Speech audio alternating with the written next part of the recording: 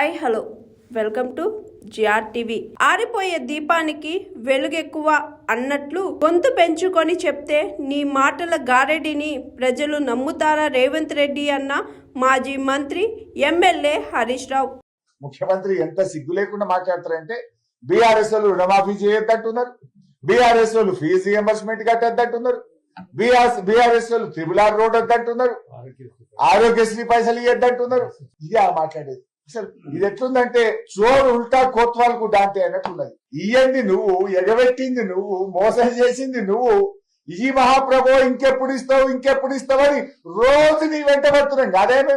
మేము ఇయ్యొద్దన్నాము, ఈ అభివృద్ధి మేము వద్దంటున్నామని ముఖ్యమంత్రి మాట్లాడితే అర్థం పద్ధం ఉండాలన్నా వద్దేమన్నా? ఏం మాట్లాడుతున్నావు? ఒక్క ఆధారం అన్న ఉందా నువ్వు చెప్పేదానికి?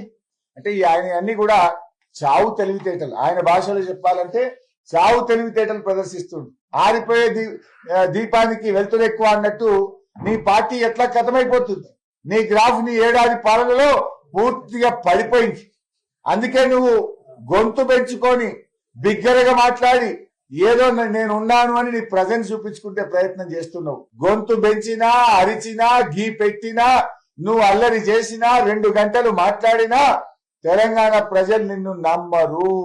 అయిపోయింది నీ పని. నీ చేతలతో చేయాలి తప్ప నువ్వు నీ మాటల గారడితోనో గొంతు చించుకుంటేనో ప్రజలు నిన్ను నమ్మరు. ఏంది నువ్వు చెప్పింది? అలా 2 లక్షల రుణమాఫీ మీద క్లారిటీ ఇయ్యలే, రైతు భరోసా మీద క్లారిటీ ఇయ్యలే, పంటల బీమా చేతులెత్తి పడేసింది అలా తుమ్మల నాగేశ్వరరావు. వానకాలంకు పంటల బీమా అన్నాడు, యాసంగికి వాయిదా వేసిండు. యాసంగికి పంటల బీమా అన్నాడు, ఇప్పుడు మళ్ళీ వచ్చే సంవత్సరం చూస్తా అంటుంది.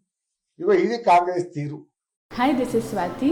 లైక్ చేయండి, షేర్ చేయండి, కమెంట్ చేయండి అండ్ సబ్స్క్రైబ్ చేయండి GR TV. Hi, this is Monica. Please like, share and subscribe GR TV.